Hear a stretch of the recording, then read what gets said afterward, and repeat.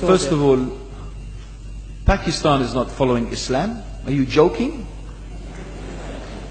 I'm saying not Pakistan have 90% Muslim. Muslim means follow Islam. But Muslim, what Muslim? What Muslim?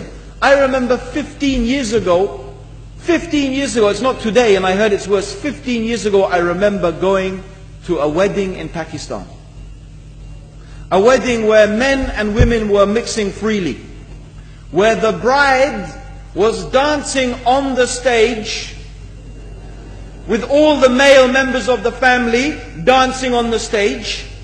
I'm sure somewhere around, we probably hidden in a corner then, but I hear now it's open, drinking alcohol. What Muslim are we talking about? This was 15 years ago. Now I hear it's even worse. Oh yes, they're Islam.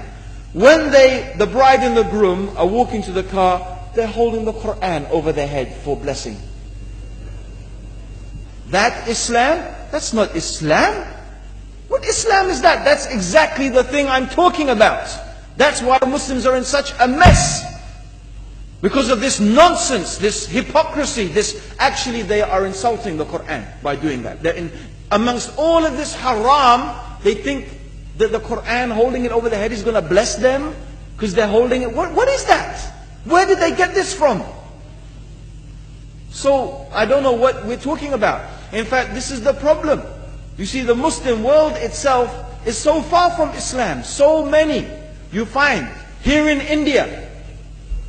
Well, I know it's not a Muslim country, but there are lots of Muslims here. But I don't know what sort of Muslim. Most of them go to the dargah and they call upon some dead person in the grave, and they think that by talking to a dead person, they're going to have their needs fulfilled. What's the difference between that and worshipping an idol? There's no difference, believe me. It's shirk. I've seen it myself with my own eyes. I'm praying in the masjid. The adhan goes. The people are praying in the masjid. And the people in the dargah are not coming to the mosque to pray. They're still going around the dargah and making all their whatever the things they do. What's that? That's not Islam. You go to many countries. You find Pakistan, you want to see Islam in Pakistan. You know, in England, in every street corner we have a pub. You know what's a pub? You know what's a pub? Like a bar, you know, a place where you sit and drink alcohol. Yeah? Yes? In Pakistan, believe me, they have something worse than that. Yes, worse. On every street they have a picture of a palm. Everywhere you see it, hanging from the windows. They have the picture of a palm. What's that advertising? Something worse than drinking alcohol. An invitation to disbelieve in Allah. That they're going to read your hand and tell your fortune. Shirk. It's shirk.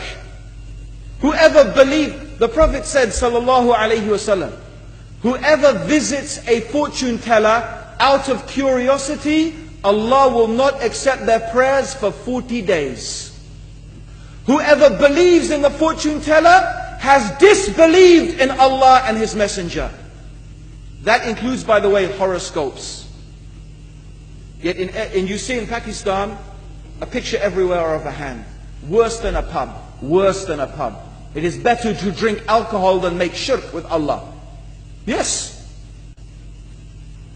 So this is the Muslim countries. You will not find one except they are not doing magic and shirk and kufr, or except maybe one or two you will find. So this is the state of the Muslims. So no wonder we're in the confusion and the chaos. So these are not good examples. And this is really, in fact, the very reason that I'm saying why we are in such a big mess.